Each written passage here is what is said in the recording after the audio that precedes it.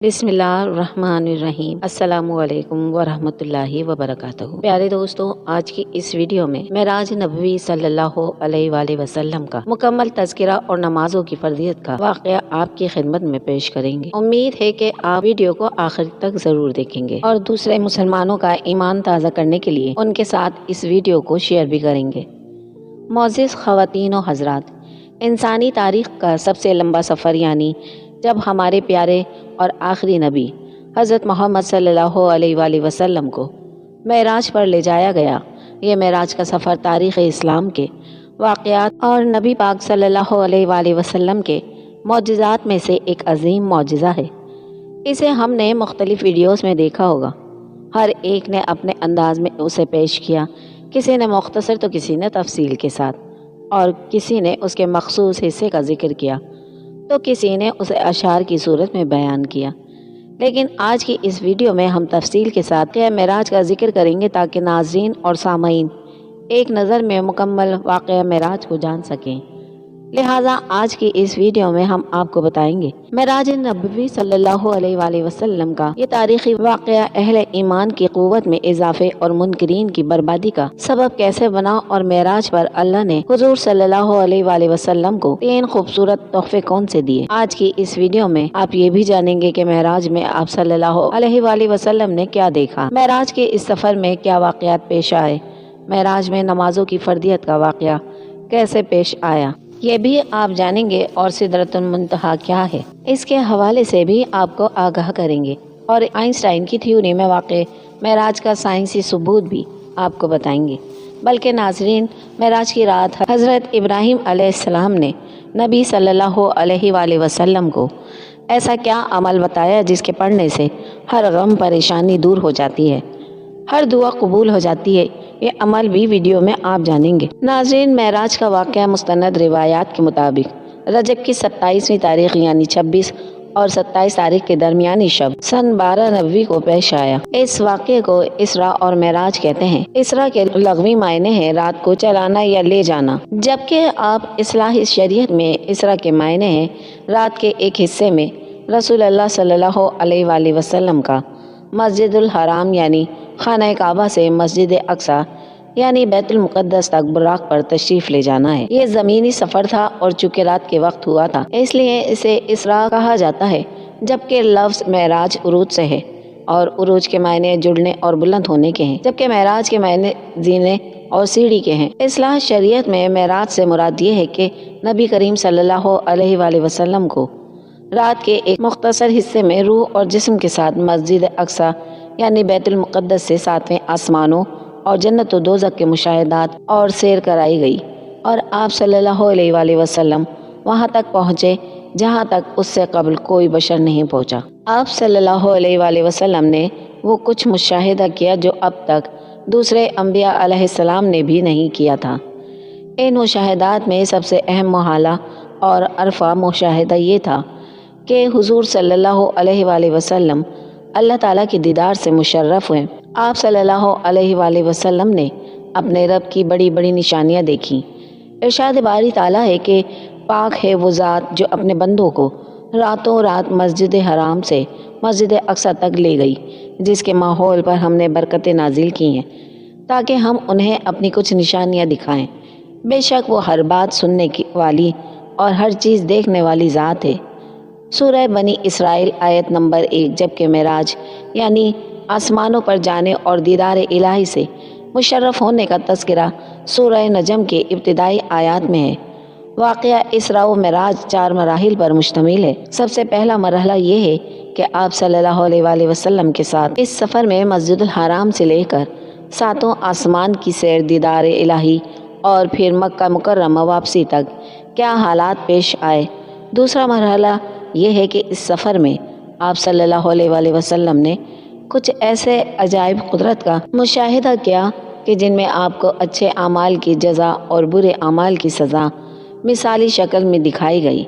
तीसरा मरहला ये है कि इस सफ़र में इसरा मेराज के मकासद क्या थे।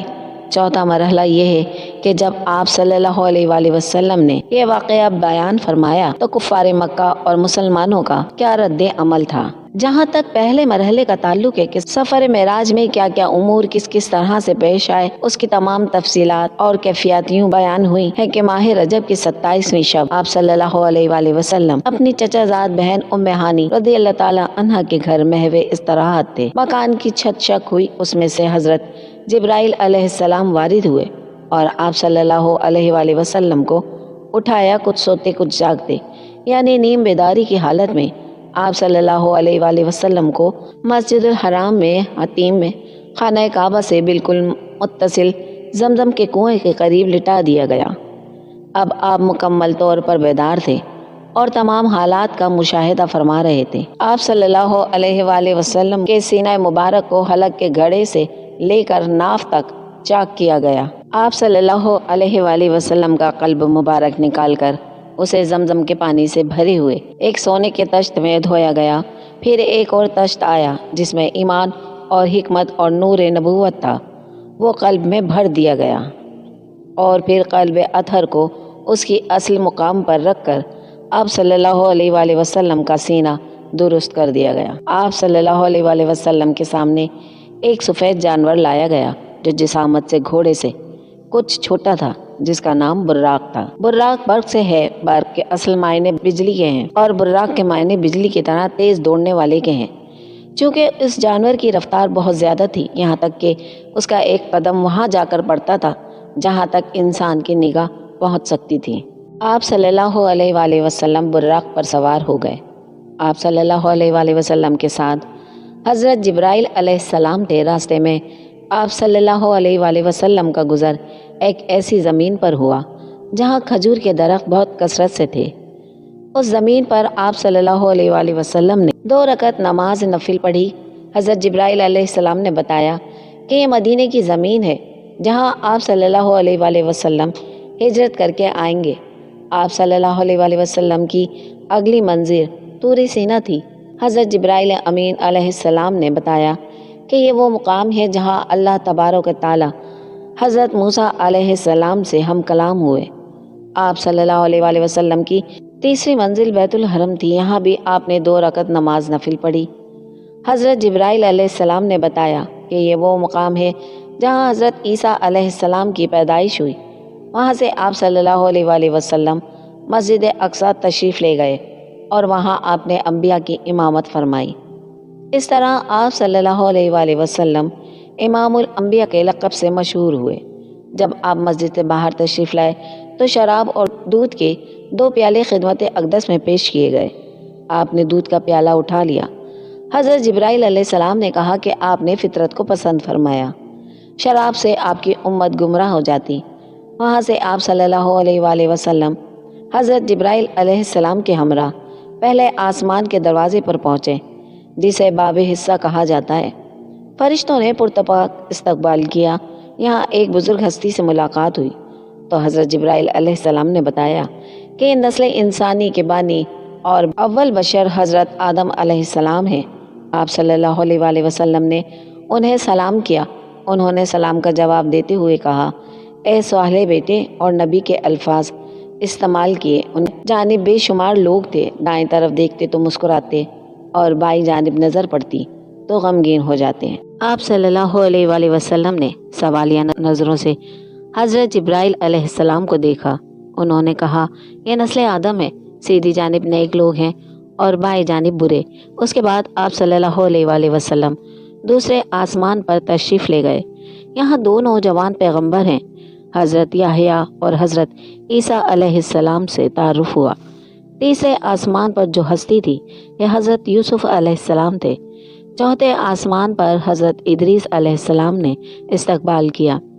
5वें आसमान पर हज़रत हारून अलैहिस्सलाम ने इस्तकबाल किया और चौथे आसमान पर हज़रत मूसा कलीमुल्लाह से मुलाकात हुई।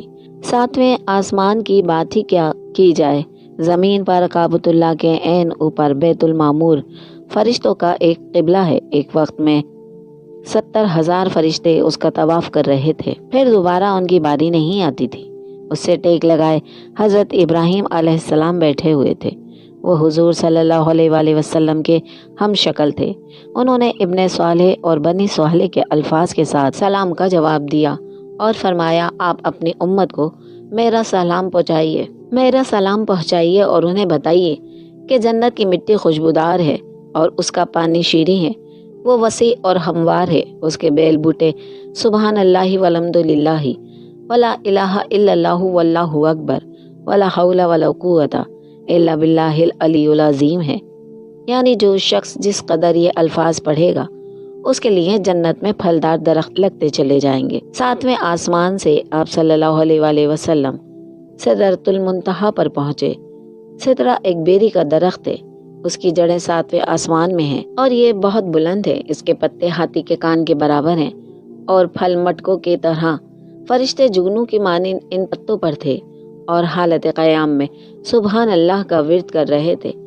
یہیں انہوں نے معزز مہمان اور آخری نبی صلی اللہ علیہ وآلہ وسلم کا دیدار کیا۔ سدرۃ المنتہا عالم خلق رب السماوات والارض کے درمیان حد فاضل ہے، یہاں تمام مخلوقات کے علم ختم ہو جاتے ہیں کہ وہ جگہ ہے جہاں زمین سے اوپر جانے والی اور اوپر سے اترنے والی اشیاء رک جاتی ہیں۔ اس سے آگے عالم الغیب ہے، جس کا علم نہ کسی مقرب سے فرشتے کو ہے اور نہ کسی رسول کو ہے۔ اسی مقام پر جنت الماویہ ہے، جس کا ذکر سورہ نجم میں ہے۔ رسول اللہ صلی اللہ علیہ وآلہ وسلم جنت میں داخل ہوئے، اس میں وہ تمام نعمتیں ہیں جسے کسی آنکھ نے نہ کبھی دیکھا نہ کان نے سنا۔ مشاہدہ جنت کے بعد حضرت جبرائیل علیہ السلام سدرہ سے کچھ آگے ایک مقام پر رک گئے اور عرض کیا کہ اگر اس مقام سے بال برابر بھی آگے بڑھوں تو جل کر خاک ہو جاؤں گا۔ بیت المعمور سے آپ صلی اللہ علیہ وآلہ وسلم کو مقام مصطفیٰ تک عروج ہوا۔ حضرت جبرائیل علیہ السلام نے عرض کیا کہ اب آپ صلی اللہ علیہ وآلہ وسلم کا اور آپ صلی اللہ علیہ وآلہ وسلم کے رب کا معاملہ ہے۔ حضرت ابن عمر نے ابن عباس رضی اللہ تعالی عنہ سے پوچھا کہ کیا رسول اللہ صلی اللہ علیہ وآلہ وسلم نے اپنے رب کو دیکھا تھا؟ تو کہا ہاں، اور زیادہ مشہور ان سے یہ ہے کہ اپنے رب کو اپنی آنکھوں سے دیکھا۔ ان سے یہ بات کئی طرح سے روایت کی گئی ہے۔ کہا اللہ تعالیٰ نے موسیٰ علیہ السلام کو کلام کے ساتھ، ابراہیم علیہ السلام کو خلقت کے ساتھ اور محمد صلی اللہ علیہ وآلہ وسلم کو دیدار کے ساتھ خاص کیا ہے۔ بارگاہ الہی میں سلام عرض کرنے کے لیے یہ الفاظ مالی عبادتیں اللہ کے لیے ہیں۔ اللہ تعالیٰ کا جواب آیا السلام علیکہ ایھا النبی ورحمۃ اللہ وبرکاتہ۔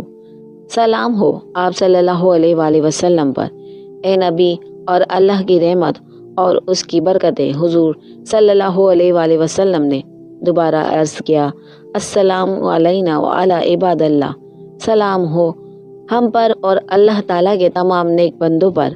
اس پر حضرت جبرائیل علیہ السلام اور ملائکہ میں سے ہر ایک کی آواز سنائی دی، اشہد اللہ الہ الا اللہ وحدہ لا شریک لہ واشہد ان محمدًا عبدہ ورسولہ۔ میں گواہی دیتا ہوں کہ اللہ کے سوا کوئی معبود نہیں، اور میں گواہی دیتا ہوں کہ محمد صلی اللہ علیہ وآلہ وسلم اللہ کے بندے اور اس کے رسول ہیں۔ اس ملاقات میں اللہ تعالیٰ نے آپ صلی اللہ علیہ وآلہ وسلم کو 3 ایسی چیزیں عطا فرمائی جو آپ صلی اللہ علیہ وآلہ وسلم سے پہلے کسی نبی کو نہیں دی۔ نمبر 1 معراج کا تحفہ 5 فرض نمازوں کی صورت میں دیا گیا۔ نمبر 2 سورۃ البقرہ کی آخری 3 آیات براہ راست حق شانات سے عطا ہوئی۔ نمبر 3 آپ صلی اللہ علیہ وآلہ وسلم کی امت کو گناہوں کی سزا یا بغیر سزا کے بخشنے کے بعد جنت میں داخلے کی خوشخبری سنائی گئی، بشرطے کہ وہ اللہ تعالیٰ کے ساتھ کسی کو شریک نہ ٹھہرائیں۔ یہ وہ تحائف ہیں جو جنت کے خزانوں میں حضور صلی اللہ علیہ وآلہ وسلم کے توسط سے ان کی امت کو عطا ہوئے۔ چھٹے آسمان پر تشریف لائے تو حضرت موسیٰ علیہ السلام نے پوچھا کہ معراج کا کیا تحفہ لائے؟ فرمایا 50 نمازیں۔ حضرت موسیٰ علیہ السلام نے کہا کہ مجھے اپنی امت کا تجربہ ہے، اس کی پابندی آپ صلی اللہ علیہ وآلہ وسلم کی امت سے بھی نہ ہو سکے گی۔ تخفیف کی درخواست پر کم ہوتے ہوتے 5 فرض نمازیں رہ گئیں۔ حضرت موسیٰ علیہ السلام نے مزید کمی کا مشورہ دیا۔ آپ صلی اللہ علیہ وآلہ وسلم نے فرمایا مجھے بار بار اپنے رب سے عرض کرتے ہوئے حیا آتی ہے، اتنے میں ندا آئی 5 نمازیں نافذ کر دی گئی ہیں، لیکن اس کا ثواب 50 के बराबर होगा। और ये भी इरशाद हुआ कि जिसने नेकी का इरादा किया और अमल नहीं किया उसके लिए एक नेकी लिखी जाएगी। अगर अमल कर लिया तो 10 नेकियों का सवाब मिलेगा। जिसने बुराई का इरादा किया और अमल नहीं किया तो नामाए अमाल में कुछ नहीं लिखा जाएगा। अमल करे तो एक गुनाह लिखा जाएगा। सिदरतुल मुंतहा पर आप सल्लल्लाहु अलैहि वसल्लम ने हजरत जिब्राइल अलैहिस्सलाम को उनकी असल सूरत में देखा। उनके 600 पर थे। उनके पैरों से मुख्तलिफ रंगों के मोती याकूत झड़ रहे थे। उनके पैरों का दरमियानी फासला इतना है जिससे ज़मीन और आसमान का खला पूर हो जाए। इस सफ़र में वाक़यात, हक़ाइक़, शर, हम कलाम और दीदार इलाही से मुशर्रफ होने के बाद आप सल्लल्लाहु अलैहि वसल्लम नमाज फ़ज्र से पहले दोबारा मक्का मुकर्रमा हज़रत उम्मा हानी रज़ी अल्लाह ताला अन्हा के घर पर तशरीफ़ ले आए। सफ़र मेराज में आप सल्लल्लाहु अलैहि वसल्लम ने अजाइब कुदरत का मुशाहिदा किया। आप सल्लल्लाहु अलैहि वसल्लम को नेक अमाल की जज़ा और बुरे अमाल की सज़ा को मिसाली शक्ल में दिखाया गया और उनकी तफसीली मुशाहिदे का मौका दिया गया। उनमें से कुछ वाक़यात आसमान पर जाने से पहले के हैं और बाज़ वाक़यात के सिलसिले में इख्तलाफ है। उनकी तफसीलात क़द्दे हदीस में मौजूद है। नाज़रीन, मेराज का ये वाक़या क्यों पेश आया? इस वाक़े के ज़रिए अल्लाह ताला नबी करीम सल्लल्लाहु अलैहि वसल्लम की ज़ात अक़दस पर और उम्मत मुस्लिमा पर किन हक़ाइक़ को मुनकशिफ करना चाहते थे और इस वाक़े के अंदर उम्मत मुस्लिमा के लिए क्या पैगाम है। वाक़या मेराज का सबसे अव्वलीन मकसद नबी करीम सल्लल्लाहु अलैहि वसल्लम का एज़ाज़ व इकराम और आपने दीन इस्लाम की तबलीग के लिए जो तकलीफ़ बर्दाश्त की थी उसमें मज़ीद साबित कदमी और हिम्मत और बर्दाश्त की तलकीन थी। इसलिए कि वाक़या मेराज जिन हालात में पेश आया वह हालात का मुबेश इस तरह थे कि नबी करीम सल्लल्लाहु अलैहि वसल्लम 10-11 साल से मक्का के संगलाख ज़मीन पर बुत परस्ती और जहालत के इंतहाई मुतासिब माहौल में दीन की तबलीग फरमा रहे थे। इस तबलीग के जवाब में बहुत कम लोग मुसलमान हुए और उनमें भी बेशतर बड़े बड़े सरदार नहीं बल्कि आम तबके के लोग थे। इन 10 सालों में आप सल्लल्लाहु अलैहि वसल्लम अपने रब्बे जुल जलाल के जिस मुकाम को पहुंचा रहे थे उसकी पादाश में आप और आपके साथियों को हर तरह की तकलीफ सहना पड़ी। बातिल ने अपना तुरकश का हर तीर इस्तेमाल किया और आप सल्लल्लाहु अलैहि वसल्लम हर तीर को खंदा पेशानी से सहते रहे। यहाँ तक के सन 10 नबवी में आपने ताइफ का सफ़र किया। वहाँ भी आपने इसी हक के पैगाम को पहुँचाया। वहाँ के लोगों ने न सिर्फ कबूल हक से इनकार किया बल्कि आपके कदमों को लहूलुहान कर दिया। ये हालात इस बात का तकाजा कर रहे थे कि जिस खुदाए बुजुर्ग व बरतर के दीन के लिए आप ये तकालीफ बर्दाश्त कर रहे हैं वह आपको अपने दरबार में बुलाए, आपको दीदार इलाही से मुशर्रफ कर दे ताकि उसके ज़रिए आप सल्लल्लाहु अलैहि वसल्लम के जज्बा तबलीग दीन को मजीद क़ुव्वत अता हो और आपके जज्बा शौक को मजीद महमीज किया जाए। अगरचे आप सल्लल्लाहु अलैहि वसल्लम दीन की दावत और तबलीग का काम हज़रत जिब्राइल अमीन की वसातत से वही इलाही की रोशनी में जारी रखे हुए थे, लेकिन जो मजा और जो लुत्फ़ बराहे रास्त हम कलाम होने और दीदार करने में है वो कासिद के तवस्सुत से कहाँ। वाक़या मेराज का दूसरा अहम मकसद नबी करीम सल्लल्लाहु अलैहि वसल्लम को और आपकी वसातत से उम्मत मुस्लिमा को अच्छे अमाल और बुरे अमाल को मिसाली शक्ल में दिखाना मकसूद था। इसी तरह अच्छे और बुरे अमाल करने वालों की जजा और सजा, सवाब और अजाब का एक और नमूना और झलक दिखाना मकसूद था ताकि अच्छे और बुरे, हक और बातिल के दरमियान फर्क अच्छी तरह वाज़ेह होकर सामने आ जाए। वाक़ई मेराज का तीसरा और अहम मकसद इंसानियत के मकसद तख्लीक यानी इबादत के इजहार का एक तरीका तोहफे की शक्ल में देना था। इंसान की तख्लीक का मकसद इबादत है और इबादत का सबसे बेहतर और जामे तरीका नमाज है। ये तरीका नबी करीम सल्लल्लाहु अलैहि वसल्लम को शब मेराज में अता किया गया। शब मेराज के हवाले से ही कहा जाता है कि अस्सलातु मेराजुल मोमिनीन, नमाज मोमिनीन की मेराज है। मेराज उसे कहा जाता है जिसके जरिए बुलंदी और उरूज की तरफ बढ़ा जा सके। नमाज के जरिए इंसान रूहानी तरक्की के आला दर्जात पर और बुलंद तरीन मुकामात तक पहुँच सकता है। वाक़ई मेराज नबवी क्यों पेश आया, इस ज़मन में एक नुक्ते की वजाहत मुनासिब होगी और वो यह है कि बेशक मेराज का मकसद हुजूर सल्लल्लाहु अलैहि वसल्लम का एजाज़ व इकराम था, अमाल का मुशाहिदा कराना और नमाज का तोहफा अदा करना था। ये मकसद उससे भी पूरे हो सकते थे کہ حضور صلی اللہ علیہ وآلہ وسلم کو اپنے جائز سکونت یعنی مکۃ المکرمہ مسجد الحرام سے براہ راست آسمانوں کی طرف لے جایا جاتا۔ آسمانوں سے قبل مسجد اقصی یعنی بیت المقدس لے جانے میں کیا حکمت تھی؟ اس حکمت کو سمجھنے کے لیے 3 بنیادی نکات کو سامنے رکھنا ضروری ہے۔ پہلا نقطہ یہ ہے کہ اس دنیا میں جتنے بھی انبیاء کرام مبعوث ہوئے ان میں سے ایک اچھی خاصی تعداد ان انبیاء کرام کی ہے جن کی یا تو پیدائش بیت المقدس میں ہوئی تھی یا ان کی بعثت اس علاقے میں ہوئی۔ یہی وجہ ہے کہ بیت المقدس کو انبیاء کی سرزمین کہا جاتا ہے۔ دوسرا نقطہ یہ ہے کہ بیت المقدس مسلمانوں کا قبلہ اول رہا ہے، یہاں تک حضور صلی اللہ علیہ وآلہ وسلم 15 شعبان 2 ہجری تک بیت المقدس کی طرف رخ کر کے نماز ادا فرماتے رہے اور پھر تحویل قبلہ کے ذریعے مکہ مکرمہ یعنی خانہ کعبہ کی طرف رخ کرنے کا حکم دیا گیا۔ تیسرا نقطہ یہ ہے کہ بے شک اسلام کا مرکز مکہ مکرمہ اور مدینہ منورہ ہے، لیکن حضور صلی اللہ علیہ وآلہ وسلم کی بعثت صرف اہل مکہ یا اہل حجاز یا اہل عرب کے لیے نہیں دی، بلکہ آپ کی بعثت تمام عالم کے لیے قیامت تک کے لیے ہے۔ ان 3 نکات کو سامنے رکھ کر یہ بات بخوبی سمجھی جا سکتی ہے کہ در حقیقت آپ صلی اللہ علیہ وآلہ وسلم کو صاحب معراج نہیں بلکہ امام الانبیاء یعنی تمام انبیاء کی امامت کرنے کا شرف بھی حاصل ہونا تھا، اور تمام انبیاء کی امامت کے لیے بیت المقدس سے بہتر کون سی جگہ ہو سکتی تھی کہ جہاں بہت سی انبیاء مبعوث ہوئے۔ پھر بیت المقدس کی طرف جانے اور وہاں سے آسمانوں کی طرف جانے میں اس بات کی طرف اشارہ بھی تھا کہ اسلام صرف ان لوگوں کے لیے نہیں آیا جو صرف خانہ کعبہ کو اپنا قبلہ سمجھتے ہیں، بلکہ اسلام بیت المقدس والوں کے لیے بھی ہے۔ اور اب نبی کریم صلی اللہ علیہ وآلہ وسلم کے بعثت سے بیت المقدس والے مکہ مکرمہ والے سب ایک ہی نبی حضرت محمد صلی اللہ علیہ وآلہ وسلم کے تابع فرمان ہو جائیں۔ اب یہودیت اور عیسائیت منسوخ ہو گئی، بلکہ بیت المقدس کی طرف سفر اور وہاں سے آسمانوں کی طرف جانے میں ایک حکیمانہ انداز میں یہودیت اور عیسائیت کو اسلام کی طرف راغب کیا گیا۔ تمام مقامات مقدسہ مسلمانوں کے بھی مقدس مقامات ہیں۔ یہودیت اور عیسائیت کی جو اصل خد و خال تھے، اسلام بھی ان اصولوں کی دعوت دیتا ہے۔ پیارے دوستو، واقع معراج کی جو تفصیلات اور معلومات آپ نے ابھی تک سنی، ان میں مسلمانوں کی عملی زندگی کے لیے چند اہم سبق ہیں۔ ہر مسلمان کو 5 وقت کا نماز کی ادائیگی کا اہتمام کرنا چاہیے۔ 5 وقتہ نماز ایسی اہم عبادت ہے کہ اللہ تعالیٰ نے بغیر کسی واسطے کے اپنے پیارے حبیب صلی اللہ علیہ وآلہ وسلم کو شب معراج کے تحفے کے طور پر اس امت محمدیہ کے لیے پیش کیا۔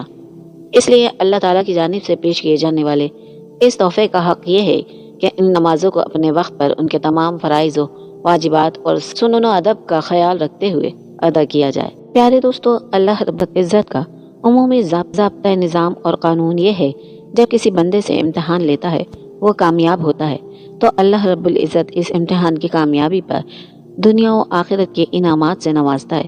گزشتہ انبیاء علیہ السلام سے اللہ تعالیٰ نے امتحانات لیے اور وہ تمام کے تمام کامیاب بھی ہوئے، لیکن سب سے بڑے امتحانات ہمارے نبی کریم صلی اللہ علیہ وآلہ وسلم سے لیے گئے۔